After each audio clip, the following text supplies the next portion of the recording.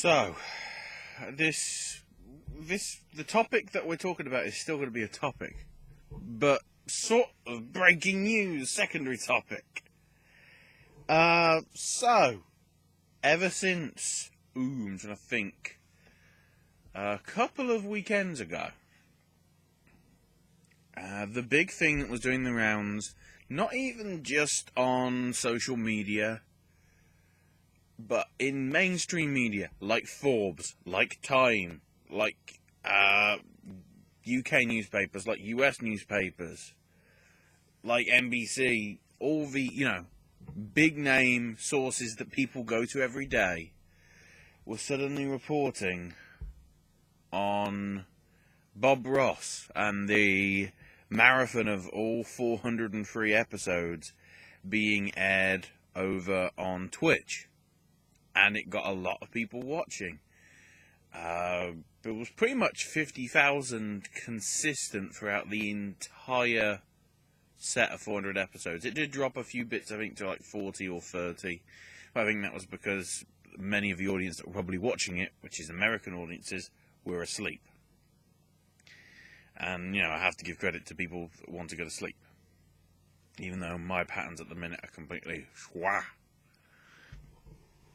So, it came to a culmination, I believe it was Thursday, this past week. But then afterwards, an easel with "Stay Tuned" written on it showed up, and then there was a countdown, which counted down to pretty much 6 p.m. Eastern on November the 9th, which is just when I've started recording this video. And the reason why I'm bringing this up is, look who's back on Twitch. Yep, happy little trees, you bastards. Happy little trees. So yeah, Bob Ross is back. This is weird. Like, part of me is loving that this is back. In fact, all of me is loving that this is back and everything, and the fact that it's still getting, I'm just checking out, at the minute it's got 81,000 views. It might be the number one stream on Twitch right now. Oh, sorry. Yeah, I think it is, because for the whole of today, it's been a special preview sort of broadcast of Fallout 4. And it's been it's 57,000. So it's so the figures are not accurate. Whatever. But pretty much this Bob Ross one is starting to gain viewers again because it's back on and people are probably going to watch it. So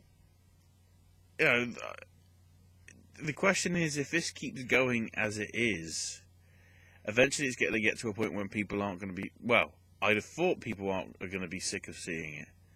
But then again, with some of the crazy stuff that's happened, and some of the things that's happened on Twitch, like in one of the early episodes, what happened is Bob painted a beautiful sort of panorama with mountains and stuff, and then just stuck an almighty, I say almighty on purpose, an almighty brown blob or a giant blob, which admittedly, if you just look at it the way it was, it's like, what are you doing?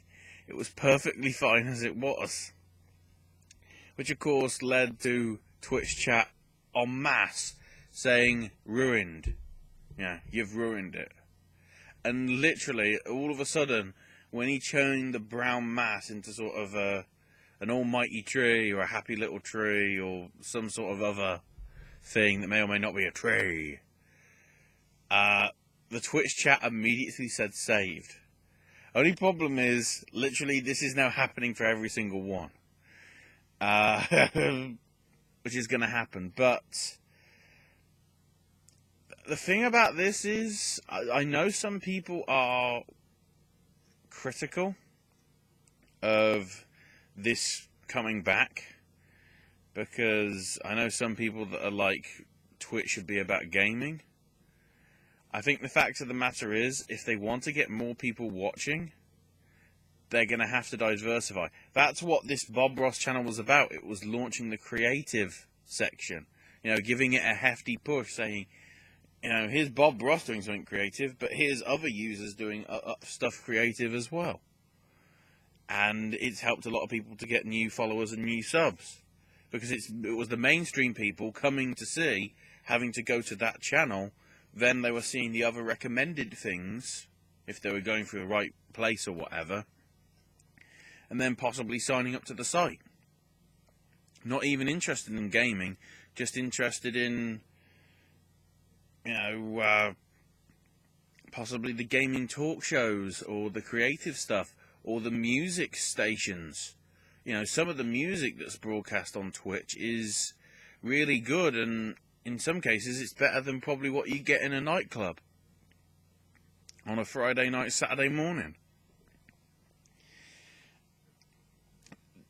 I mean, the thing that people need to know is Twitch can't just be a online service as it is. And keeping in mind that it's now being run by Amazon, I wouldn't be surprised if we did see more, I think more special things rather than it just becoming sort of an Amazon spin-off. Because you've obviously already got that with Amazon Prime and your Amazon Instant Video and all that stuff. But if you could schedule it for special events and stuff that are more for the community rather than stuff that's being forced on you. Like when they did the premiere episode of Mr. Robot a couple of weeks early, that didn't really make sense because it was something that was then going to air on television. It wasn't like a retro thing from the archives that, you know, personally, me being here in the UK, I've never seen this. I've heard of the legend that is Bob Ross. I hadn't seen him paint. And seeing some of the crazy stuff that he does in about 27 minutes, it's like, I wish I was that talented. But I won't be. Either way, if you haven't checked out, or you didn't check it out the first time, I suggest you go to, I think it's twitch.tv/Bob Ross. Check out An Almighty Tree. Check out A Happy Little Cloud. You know, you never know, you might see the episode where he randomly does a shed. Or a hut. There were some like stats, and it's like practically every single one bar, like 4 of his pictures actually had a tree in it, I think. I can't remember. Either way, it was. It's a great thing to see. You know, I'm sort of crossing between this and the Fallout 4 stream right now. It's like I don't know what to watch because I've loved the Bob Ross stuff, but it's Fallout 4. I want to see Fallout 4. Actually, I'm going to quickly go to that now. While I bring up, I can't even say the elephant in the room because it's not an elephant. Because it's bigger than that, because it's got more money. So, apparently, I don't know whether Activision is stupid or idiots, or idiotically stupid, or stupidly idiot, or whatever.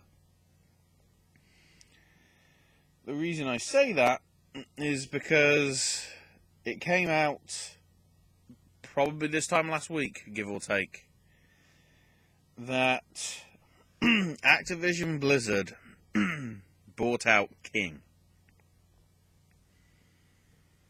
You know, so yeah, the guys that brought you World of Warcraft, Call of Duty. I was going to say Tony Hawk, but after the last game that came out a few months back, no. all the crappy movie games like Amazing Spider-Man.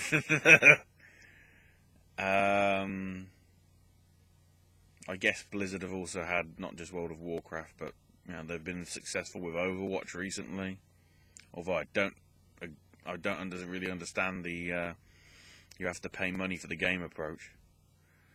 Because if you don't monetize that correctly, and then you're putting the extra DLC characters via a paywall, guess what you've just created? You've created Evolve. So, until we get more details on what's happening with Overwatch when it comes out, I'm going to reserve judgment for that. Because that could be a very good topic for a future video, if they are trying to do the same thing as Evolve, except because it's Blizzard, everyone will flock to it.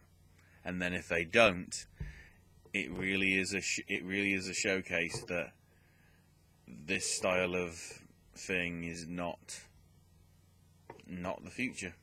If you've had 2 major flops in the space of 12 months, give or take. I mean, we'll talk about Evolve again towards the end of the year, because I'm going to do the well, it's not really awards, but there's going to be some interesting sort of opinions. I'm not giving out awards, because all I've got is this little ghost. The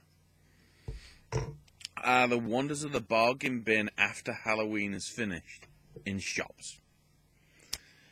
So yeah, Activision buying out King. The people, as I say, Call of Duty, World of Warcraft, whatever, bought out Candy Crush Saga and Candy Crush Saga and Papa Pear, all these other sagas, and Bubble Witch. So clearly, that tells you quite a few things. Mainly being the Call of Duty Activision stuff on mobile and tablet isn't working. Because in order to actually get some sort of profit, you are they're having to buy up probably one of the most lucrative assets in all of gaming. And I hate to say it's gaming, Candy Crush Saga, but it sort of is. Yeah, as Activision noted, it's 2 of the top 5 highest grossing mobile games, Candy Crush Saga and Candy Crush Soda Saga. Can anybody tell me what is the difference other than the word soda being in it? Because from what I can tell from all these Saga games, they are literally just the same as Bejeweled or anything. It's a match 3, match 4, match 5 in a line, or some sort of combination of things in order to... It's basically Bejeweled. But Bejeweled was there before. Why is Candy Crush Saga better? Because you prefer sweets because they're cheaper to buy than jewels at a jewelry shop? You can go to the pick and mix, but you can't go to the jewelers. Because I've only got 57p, and I need me some sweets. I don't get it. But Bejeweled's better as well, because at least on Facebook, you can play that as many times as you want. It's not, oh look, you've run out of turns. In order to get more turns, pay me money now. Which I really don't get. If it's making up enough, Bejeweled's and Bejeweled's attitude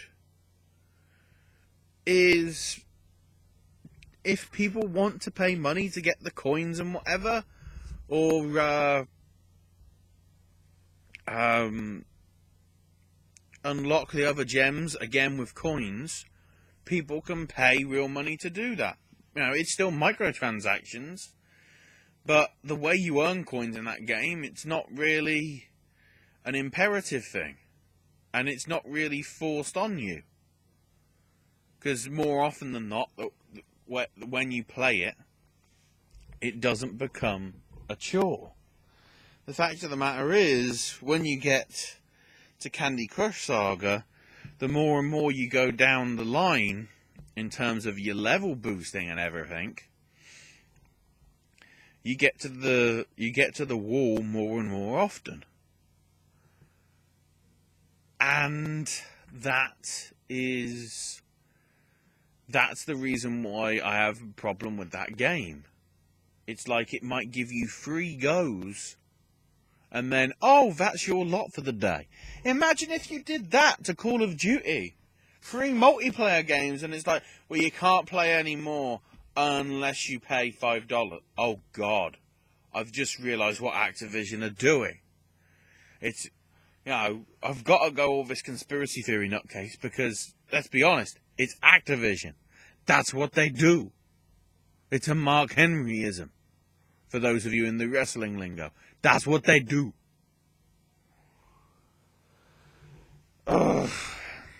Either way, they bought them out, but yeah, so the most successful console franchise worldwide, Call of Duty,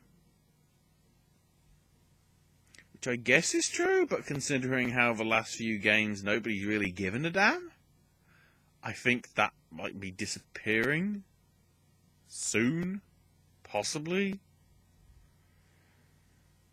The fact that the #1 stream of your new game on launch day was a stream from your own launch night event. What greasy propaganda is that? At least with this Fallout 4 one, he's still at his home and he's managed to get the deal through Bethesda Co-Carnage. He's managed to get the deal where it's like, he's been granted by Bethesda to play early. It's not like, I'm playing Call of Duty, I love it. Well, I wonder why you love it, especially considering you're at the event that they told you to show up to because they're paying you.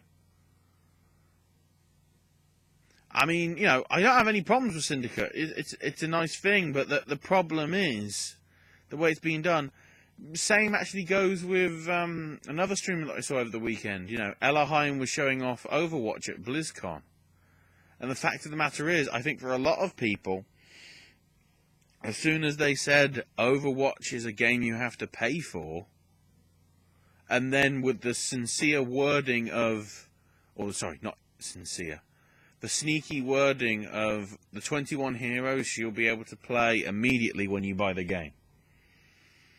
So if there's any additional heroes, the implication is that, they aren't going to be free. You're going to have to pay for them, like Evolve. Keep bringing it round to that, but I guess I'm saying it now just because it's fresh in the mind because BlizzCon just happened this weekend. But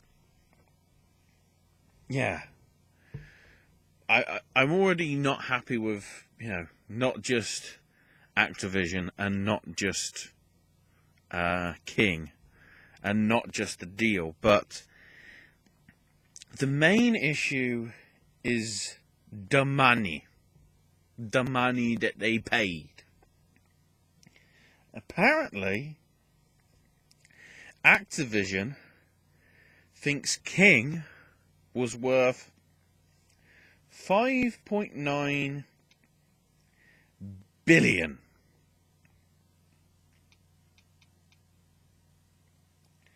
Yeah, billion. I'm just trying to get some stats here because I need to check some. Right, so just in comparison, 5.9 billion. Keep that in mind. Facebook bought out Oculus, that do the virtual reality headsets, for $2 billion. 2. Disney bought Star Wars and all the Lucasfilm stuff from George Lucas for $4 billion. I'm pretty sure. Let me just have a quick look. Disney, Star Wars, deal. How much did they pay? 4.05 billion. So yeah, get pretty much 4 billion. So for the same amount of money that Disney bought Star Wars and is doing its crazy, its great looking stuff already with this, and with, I mean, Force and yeah, the new Star Wars Episode 7 film. Because I keep wanting to say The Force Unleashed, but it's not called that, because that's the game. But either way, Star Wars Episode 7. And Facebook actually just sort of letting Oculus do its own thing. You know, although Facebook owns them, Oculus is still going from strength to strength, with probably the likelihood next year of it actually coming out for everybody to buy. It'll probably still be expensive, but it won't be just developer kit versions. It will actually be the proper authentic ones. And from what I've tried of VR, you know, with the Oculus, it's a good thing. Admittedly, with the glasses and everything, it's going to fog up in there pretty quickly. Then again, if you're in an atmosphere that you're suitable in, rather than a stuffy sort of exhibition hall like I've been in demoing them, it might be different. But either way. So, in essence, when you look at it, the 4 million for Star Wars, as long as we get a good Episode 7 and whatever else is coming from the Star Wars franchise afterwards, the Disney deal is actually turned out to be good. The Facebook Oculus thing, a lot of people are going to be worried about that, but in essence, Facebook is just focusing on its Facebook things, Oculus is focusing on Oculus things, and there isn't that much, corporate management. When you think about King.com, who not many people like, and Activision, but not many people like, and combine them for the same amount of money for the previous two ventures that I mentioned, you just know that it isn't going to result in something that's going to be really good. Because you know that Activision are shysters, because every year they want you to buy a $60 DLC. And a $60 game. Why else do you think I not have the new Call of Duty game? Because what it is I wait 2 or 3 years, wait till the game is reduced to clear in the shops for like £5, and then buy it. Because whoop-de-doo, I've saved money. Okay, I'm not playing it immediately, but then again, if you play it when it's brand new, you're going to get beaten unless you're a pro gamer. And if you go to it old, by then the servers have already hacked and Activision don't give a damn, because it isn't that year's new Call of Duty game. So service and support for that thing is going to get ignored. So again, Activision is shysters. King, I think I've already established that they're shysters. Oh, you've only played 3 games today? Isn't that a shame? You can't play any more.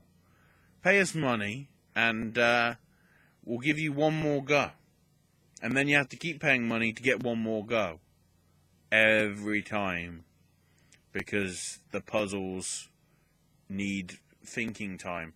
I tell you, there's probably some shots in which people will get a secondary device, take a picture of whatever the device they're playing the game on, so then they can actually plan it out afterwards, because that's the only way that they can work out what to do in order to pass the level. So then they might actually be able to play it a new level rather than the same one over and over again that they have to paying money on because they can't work it out. Because when you get to like level 180 whatever of that game, trying to get to the goal is nigh on impossible. Which is probably built into the game because they want to do a difficulty curve that's going to make them more and more and more and more and more and more and more and more and more money. And more. So I got stuck in a time loop. I don't know. Just... I've played a demo version of Candy Crush Saga. Admittedly, I liked it. But the reason I liked it is because I played the original, and still play the original, Bejeweled, on Facebook. Which, as I said, that doesn't have any restrictions, really. You know, I play within my means. It's sort of like going to the casino and basically making sure you have a buffer limit on, like,